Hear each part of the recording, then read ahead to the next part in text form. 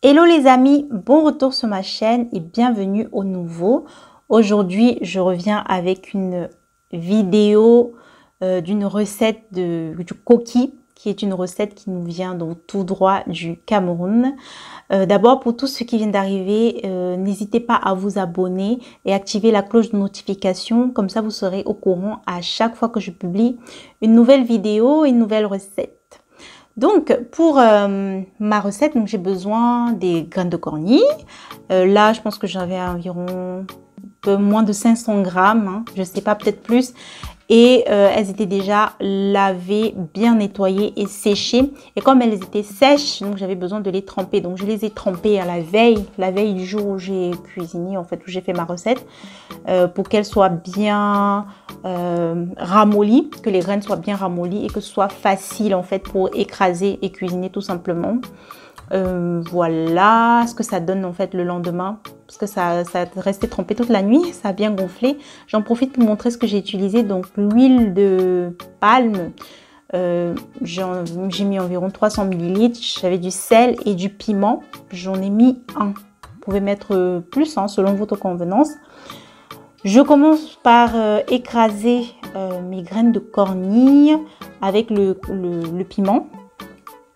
Je mets dans mon moulinex avec mes graines un peu d'eau. Donc c'est vrai que je n'ai pas montré, mais j'ai mis de l'eau en bas avant. Et l'eau, en fait, il ne faut pas en mettre beaucoup.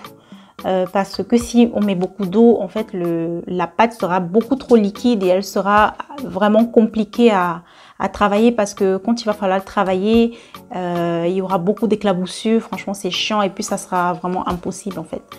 Donc une fois que j'ai fini d'écraser donc mes graines de coquille ou graines de cornille, hein, comme j'ai dit précédemment, moi je les mets dans une casserole comme celle-ci pour les travailler, et je les travaille avec une spatule, parce qu'à la base en fait on les met dans un mortier pour ceux qui sont équipés. Voilà, un mortier, on travaille avec c'est pas une spatule, mais une espèce de pilon bien adapté en fait pour ça, mais moi je n'ai pas. Donc là j'ajoute le sel, la quantité qui convient, je n'ai pas tout mis, hein, je mets ce qui convient, et je continue de travailler ma pâte. En fait faut vraiment, en fait on le fait pendant plusieurs minutes, il faut vraiment mettre de la force, hein. Là ça se voit pas comme ça, mais j'ai mis de la force, hein. J'ai bien travaillé la pâte pendant un bon moment. Mais la pâte en fait doit avoir une texture à la fin, vous allez voir, assez liquide mais pas trop non plus. Donc on va ajouter de l'eau tiède de temps en temps, petite quantité par petite quantité, continuer de mélanger la pâte jusqu'à ce qu'on obtienne donc cette pâte assez liquide mais pas trop liquide non plus, comme on va voir après. Donc je continue le processus et on y va. Donc c'est parti.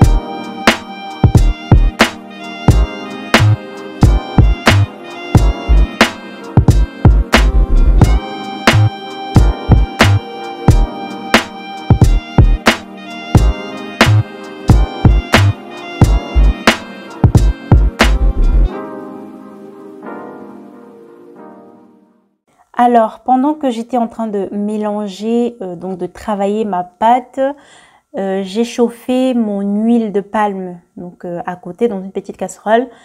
Il faut bien noter que l'huile ne doit pas être trop chauffée. Il ne faut pas la blanchir, hein. C'est pas le but. Il faut juste vraiment la chauffer un peu. Et là, on voit bien qu'elle est encore bien rouge. Donc, je mets la moitié de mon huile. Donc, d'abord une petite quantité pour être sûr qu'il n'y a pas trop d'huile, voilà, dans le mélange. Mais là, en fait, moi, je me suis rendu compte qu'en fait, je n'avais pas assez. Mais j'ai décidé de continuer juste avec cette quantité-là pour ne pas perturber, en fait, ma recette, quoi. Donc, ensuite, je mettrai le reste d'huile. Et donc, je vais continuer de mélanger. Donc, on continue de mélanger pour obtenir une pâte bien homogène. Donc, c'est parti.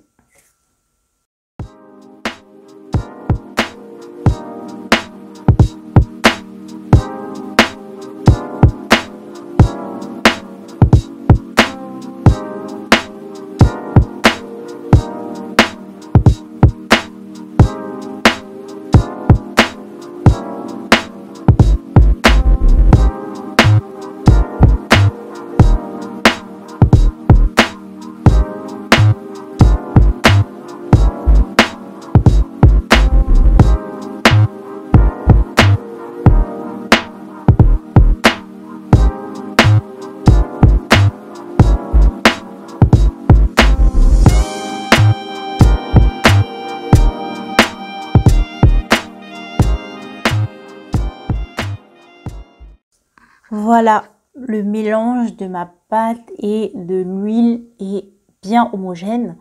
À présent que tout est bien comme il faut, j'ai mis ma casserole dans laquelle je vais cuire mes paquets de coquilles au feu. Donc j'ai mis dans la casserole de l'eau bouillante et par-dessus, donc j'ai mis du papier alu pour que ça ne crame pas. Moi, j'utilise le papier de cuisson et le papier alu. Donc, je commence d'abord par mettre la quantité voulue de mélange donc de coquilles dans mon papier de cuisson. Et voilà, vous pouvez mettre la quantité que vous souhaitez. Hein. Moi, je fais des paquets assez énormes. Des paquets assez volumineux parce que je ne vais pas faire des petits paquets pour ne pas prendre trop de temps parce que ça prend plus de temps que, voilà, ça prend beaucoup plus de temps. Donc là, j'ai fait des paquets assez volumineux.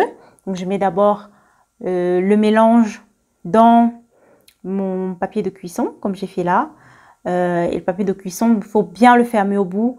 Je ne sais pas si ça se voit là dans la vidéo, mais moi, pour fermer donc bien au bout mon papier de cuisson, j'ai utilisé les liens qui viennent avec les sacs de congélation, quand on achète des sacs de congélation fermables avec des liens. Donc j'ai utilisé ces liens là, donc là ça se voit que j'ai bien fermé. Ensuite je mets en dessous donc dans mon papier de cuisson du papier alu pour bien refermer, que tout soit bien solide. Donc je mets du papier alu, je vais même doubler en fait, hein. Je vais remettre un papier alu en dessous donc pour doubler et que ce soit vraiment bien solide et que ça tienne bien dans la casserole, que ça ne se verse pas en fait. Donc là je ferme bien et une fois que c'est bien fermé, je mets dans ma casserole donc qui contient de l'eau bouillante, donc mais au-dessus du papier alu que j'ai mis dans la casserole, et je vais fermer ma casserole et je vais continuer et refaire ce même processus au fur et à mesure jusqu'à ce que la pâte que j'ai dans le mélange que j'ai dans ma petite casserole, dans ma casserole à côté, soit terminé. Donc, c'est parti, on continue le processus.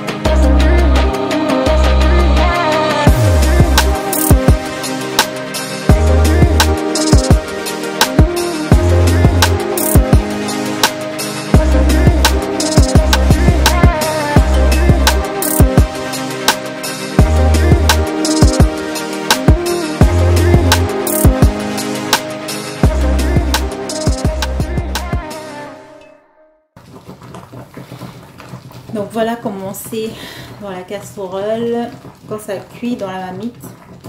Et on va laisser cuire comme ça pendant 2 heures en ajoutant un peu d'eau de temps en temps quand l'eau sèche. Donc pendant 2 heures, on laisse cuire à feu moyen en ajoutant de l'eau de temps en temps. Et voilà le résultat de notre coquille. En fait, je trouve que ce n'est vraiment pas mal. Mais bon, je pense vraiment qu'il manquait un petit peu plus d'huile. Mais c'est pas plus mauvais non plus. On va manger moins d'huile, c'est pas grave. Mais voilà, je pense que ça doit vraiment avoir la couleur d'une mangue bien mûre à l'intérieur. Mais sinon, voilà le résultat. Franchement, il y a la fumée qui sort et tout. C'est trop bien. Ça allait trop bon. Pour la dégustation, moi j'ai donc mangé le coquille avec les bananes plantain mûres bouillies. En général, je mange avec ça, mais ça peut se manger avec, ça peut s'accompagner d'un autre complément, hein. Ça peut être le manioc ou même la banane. La banane, pas la banane plantain, mais la banane non mûre et bouillie. Ça peut être aussi avec le bâton de manioc pour ceux qui connaissent et qui aiment. Donc là, moi, c'est avec les bananes plantain mûres. Et franchement, là, quand j'ai fait la dégustation, je n'ai pas commenté tout de suite, mais franchement, le coquille était doux. Franchement, c'était trop bon. Et c'était vraiment doux. Et en plus, moi, je n'ai pas l'habitude de faire ça. Mais franchement, j'ai vraiment aimé. La texture était bonne. Elle était vraiment comme je voulais, pas trop compacte, assez légère. On voit qu'il y a une petite membrane un peu blanche en bas. Parfois, ça fait ça, mais pas trop. Mais je pense que pour ça, pour éviter ça, il faut emballer vite les paquets rapidement pour éviter que l'huile ne se détache en fait de la pâte blanche en fait de coquille. Mais franchement, c'était très bon. Si vous avez aimé la vidéo, n'hésitez pas à liker la vidéo et n'hésitez surtout pas à vous abonner aussi et activer la cloche de notification pour être au courant quand je publie une nouvelle vidéo. Voilà, moi je vous laisse avec mon coquille. Franchement, il était trop bon. Franchement, il était réussi. Merci d'avoir regardé la vidéo jusqu'à la fin et je vous dis à bientôt pour une nouvelle vidéo.